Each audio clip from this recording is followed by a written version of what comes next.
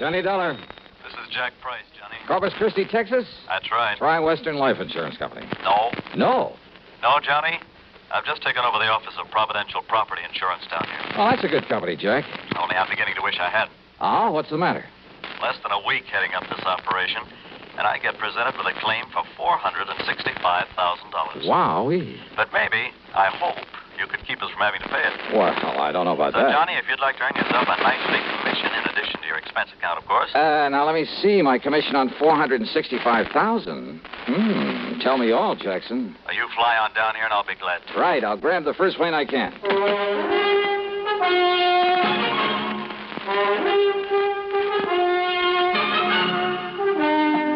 CBS Radio brings you Bob Bailey in the exciting adventures of the man with the action-packed expense account, America's fabulous freelance insurance investigator. Yours truly, Johnny Dollar.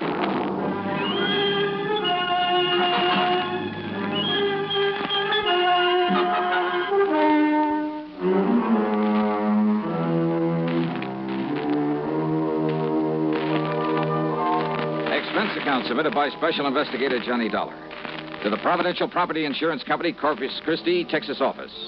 Following is an account of expenses incurred during my investigation of the Canary matter. After hanging up on him, I realized that Jack Price hadn't told me a single thing about the case he wanted me to handle. But who cares when it means a commission on nearly $500,000? So item one on the expense account is $128, plain fare and incidentals, Hartford to Corpus Christi, Texas. Price met me at the Cliff Mouse Airport. We piled into his car and headed for town. Johnny, I've made a reservation for you at the Driscoll Hotel on North Broadway. Oh? You get yourself a good night's sleep, and you can start on this matter first thing in the morning. Well, what's the matter with right now? At least you can tell me what it's all about. Well? The Canary Diamonds. Canary? Yeah. You mean they're for the bird? Oh, now, wait. I'm sorry. Matter of fact, Johnny, they happen to be the most perfectly matched set of yellow diamonds in the world. A necklace, a brooch, and a solitaire and a ring. Called the Canary Diamonds because of their color. No. They were stolen from Mrs. Clara Barnes Smithwick Tyson Brownfield. Oh, brother, that's a mouthful. Now, who is she? The reason she's so loaded with jewels, and about everything else an old lady could want, is that Tyson made a few $1 million in oil, and when he died about 4 years ago, he left her a considerable fortune, mostly in the stock market. Tyson? J.R. Tyson. I thought you said her string of names ended in Brownfield. About a year ago, she married young Augustus Brownfield. Oh, I see. Brownfield loaded, too? He's been up and down over the years. Mostly down, I'm afraid. Until he married the rich widow Tyson. Well, yes. How old is he? 10 or 15 years younger than she is. About 45, I'd say. So that's it. Now, Johnny, you and that suspicious mind of yours. What, Jackson? You'd make a suspect out of your own mother. Oh, look, where there's nearly $500,000 involved. But you're wrong if you think he had anything to do with the loss of these jewels. I'm sure of it, Johnny. Yeah, we'll see. I've known Gus Brownfield for years. I'm sure he's on the level. That's why, in spite of all his wife's money, he's trying so hard to make a go of his little cannery business. Cannery? It's just a small operation for the luxury trade. What do you mean? Oh, kumquats, guavas, lychee nuts, things like that. For the fancy restaurants. Real expensive stuff. Oh, I see.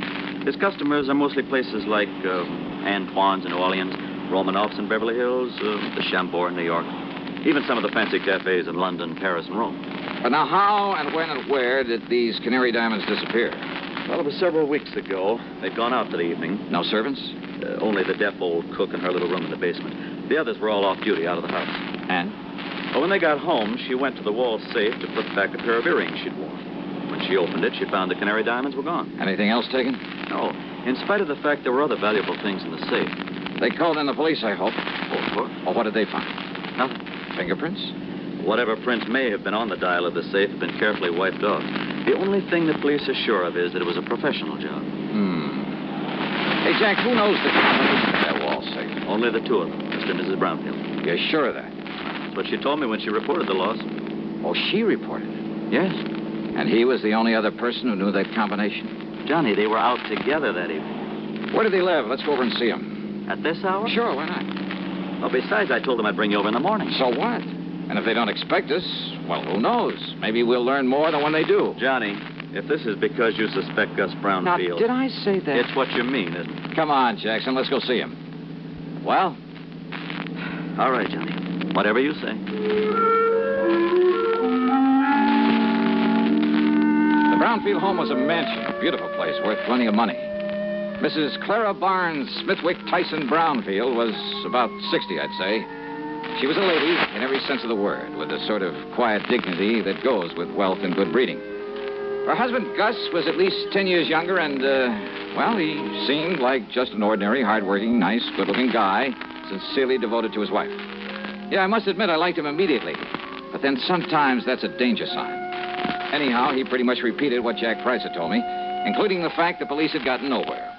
So, if there's any way I can possibly be of help to you, Mr. Dollar? Not so much the money, Mr. Dollar. Though heaven knows the diamonds do have monetary value. That is the understatement of the week. Well, yes, I suppose it is. But when I think of some thief taking those beautiful stones out of their lovely mountings to dispose of them... Mr. Brownfield, you and your wife were together all the time the night they were stolen? Yes, we were attending a party at the home of... Oh, no, wait. Yeah? Why, yes, dear. You left us for a few minutes to go over to the Canary. Yes. Why? Well, when we'd passed it on the way to the party... Yes? Well, I'd noticed that someone had left the lights on. Probably someone who'd worked late. Who? Well, frankly, I don't know. Well, go on, please. Well, the party'd been rather dull, so I used that as an excuse to leave for a while. Yeah? I drove on over to the Canary, took care of a few odds and ends at my desk, turned out the lights, and then drove back to the party. Then we came home and found that the diamonds... Mr. Dollar. Yes? If you're thinking what I think you are... That your husband had plenty of time to come here during his absence from the party? Well, now, look here, Plus the fact that he knows the combination to the safe? Young man. No. What? No, Mrs. Brownfield. I was thinking of something you said a minute ago. About the thief disposing of those jewels. But, Dollar, if you think for 1 minute... Just hold your horses, please, Mr. Brownfield. Young man, this is outrageous. I refuse to listen to anything more from you. Yeah? Yes. Well, I think you'd better, Mrs. Brownfield. If you want the Canary diamonds back.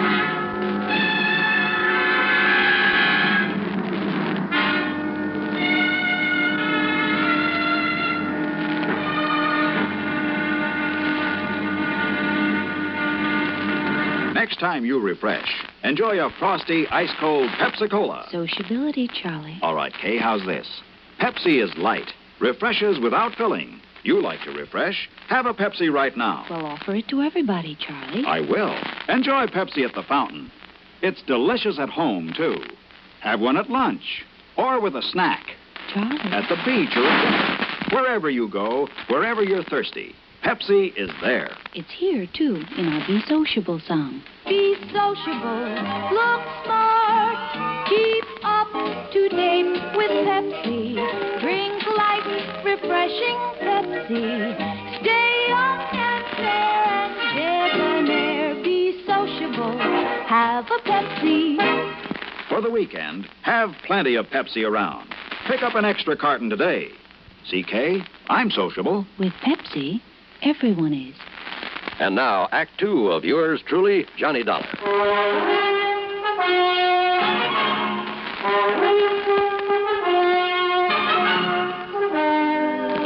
Dollar, this is ridiculous. Is it, Mr. Brownfield? And I suppose the fact that my cannery business is not particularly profitable. Oh, I didn't know about that. I suppose you've decided that that's a motive for the theft of the diamonds. Well, I suppose it could be, couldn't it? Now, listen, Johnny, this is ridiculous. Take it easy, Jack. This is not only ridiculous, it's insulting.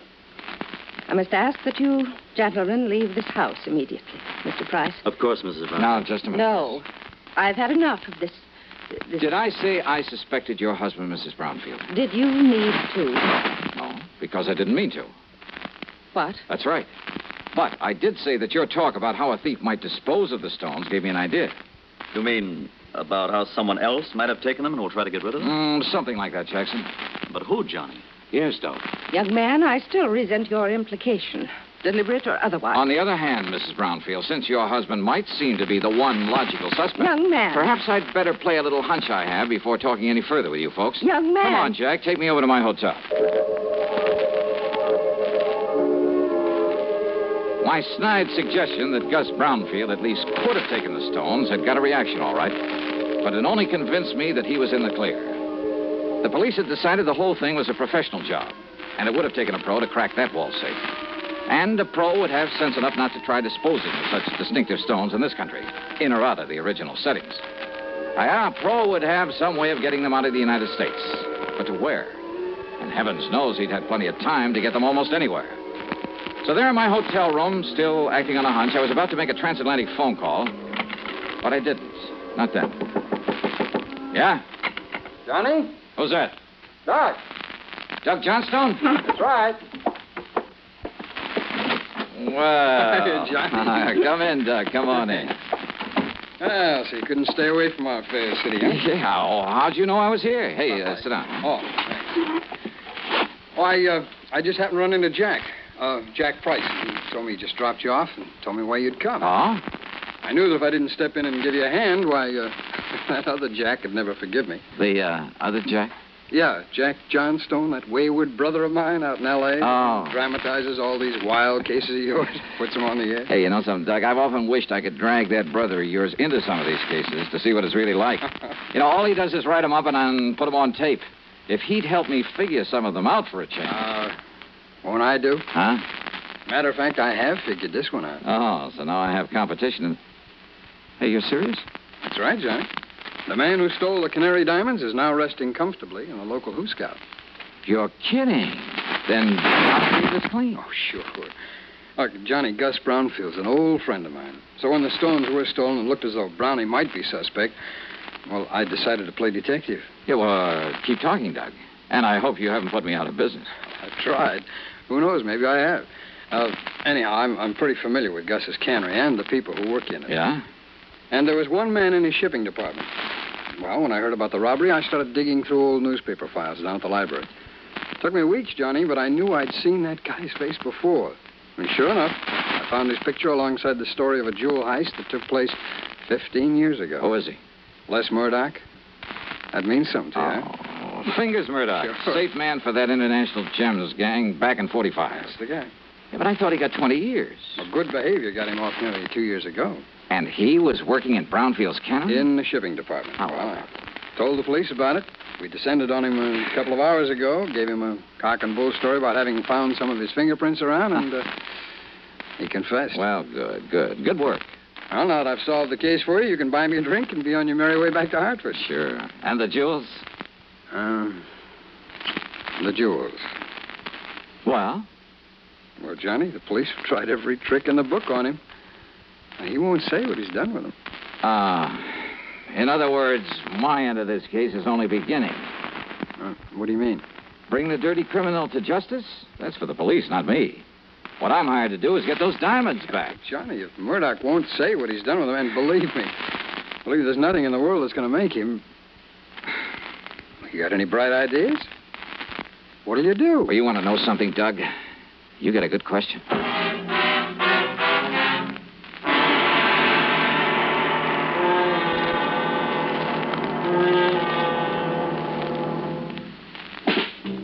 Smoking more now, but enjoying it less.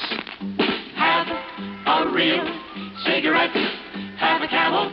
So good. Have a Camel cigarette. So rich. Have a real cigarette. Have a Camel. So mild. Have a Camel cigarette. And here's the reason why. Best tobacco makes the best smoke. Have a Camel cigarette. You can say that again. Best tobacco makes the best smoke. Have a Camel cigarette.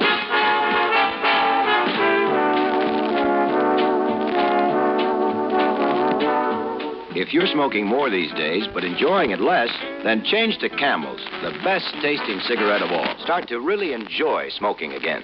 Now, back to yours truly, Johnny Dollar, and the canned Canary matter.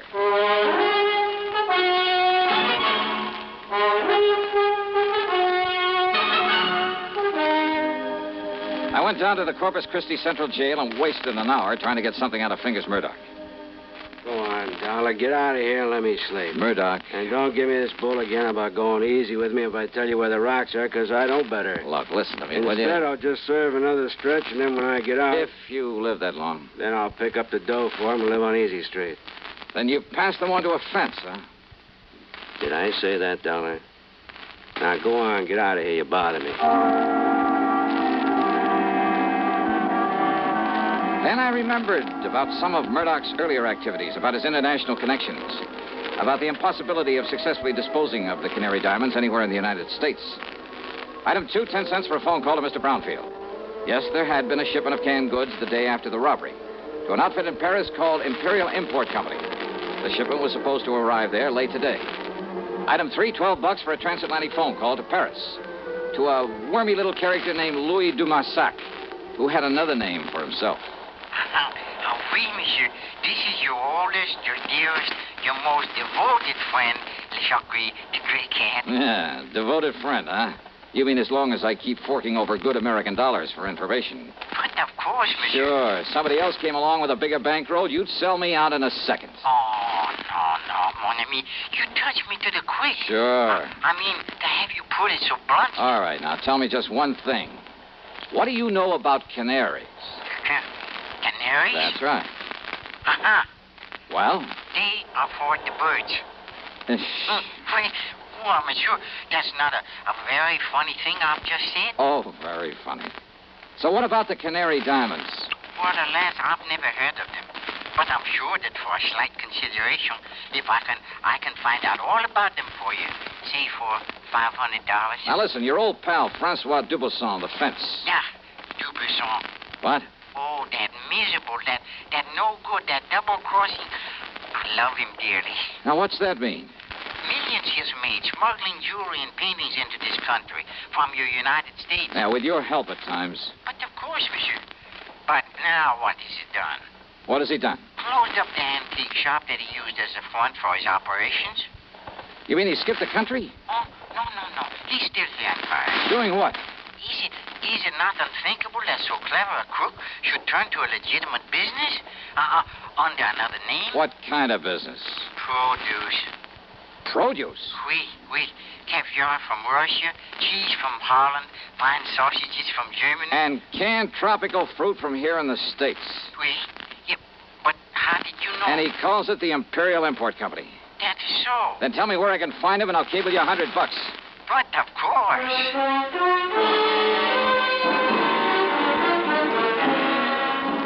Item 4, a real wild one. $488, transportation to the airport, to Chicago, to Paris, France. Then a cab to the little warehouse called the Imperial Import Company. And somewhere along the way, I picked up a 39-cent kitchen item that just might help solve this case for me. Francois Dubuisson was more than a little surprised to see me. Monsieur Dolin? Yeah, surprise, huh? And what are you doing here in Paris, huh? Well, I want you to help me find some stolen jewels, Dubuisson. I help you? Mm-hmm. After the trouble you have made for me in the past, it is to laugh, monsieur. Yeah, well, you go right ahead and laugh, but maybe I can persuade you. By waving that pistol in my face, huh? I want to look at your latest shipment of canned goods from the United States. Canned goods? That's right, monsieur. Come on now. Where do you store the stuff for this phony import business you're using as a front now? If you will put down that gun... Maybe through this door, huh? Well, we'll see. Monsieur! Well, now, how about this? Will you kindly explain what you mean by this intrusion, huh? Yep. 10 cases of fancy tropical fruits from the Brownfield Canary in Corpus Christi, Texas. And why not, sir? Only one of these cans doesn't contain fruit. I beg your pardon. As if you didn't know. All right, here you are. Take this and we'll get to work. And just what is this, eh? Well, now, Dubuisson, that's a fine old American institution. It's called a can opener. Yeah, I'll pry open the cases and you open the can. Monsieur. Uh-huh. Until we find the Canary diamonds.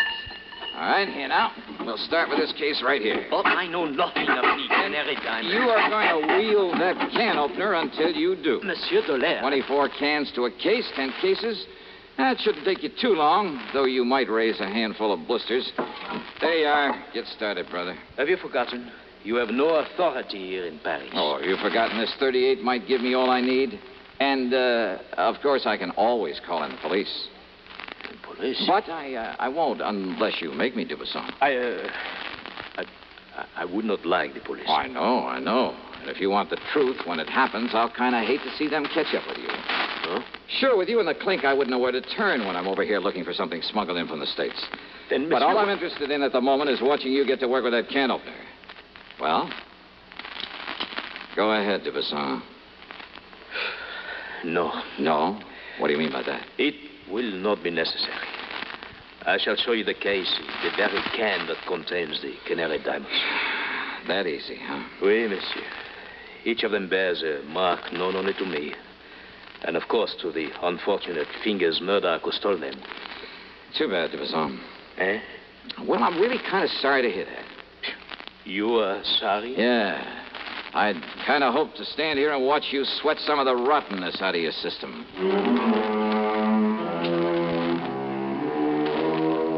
Thanks to its Paris representative, the company was able to arrange for getting the stones back to the U.S.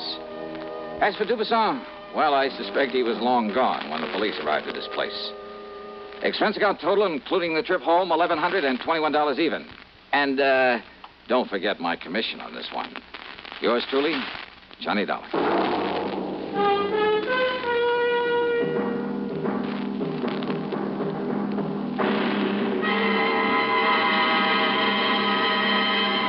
Hi.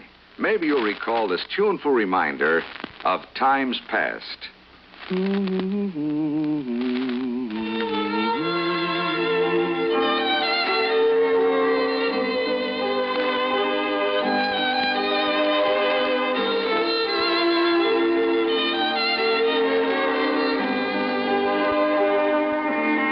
This is Dennis James with something else worth remembering. It's this.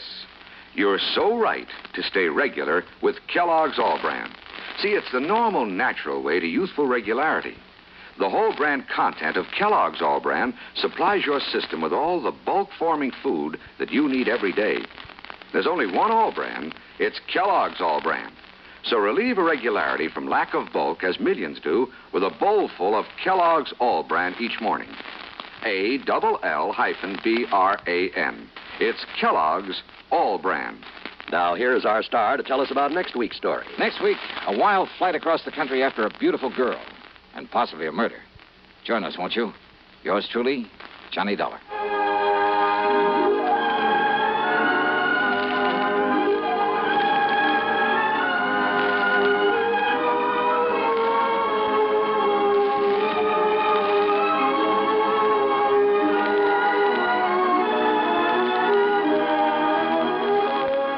Truly, Johnny Dollar, starring Bob Bailey, originates in Hollywood and is written, produced, and directed by Jack Johnstone. Heard in our cast were Virginia Gregg, Jack Edwards, Russell Thorson, Stacey Harris, Jack Crucian, Forrest Lewis, and Tony Barrett. Be sure to join us next week, same time and station, for another exciting story of yours truly, Johnny Dollar.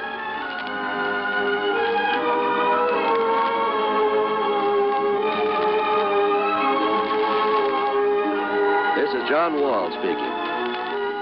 Greed for gold promises doom from Suspense on the CBS radio network. You know, Dooley, I've been reading up on hypnosis. Come here and let me try it on you. I'm an officer of the law and don't approve of making a man divulge his secrets. However, I'll stand by in case there's criminology involved. I just want to clear up some of his problems, Officer Suggs.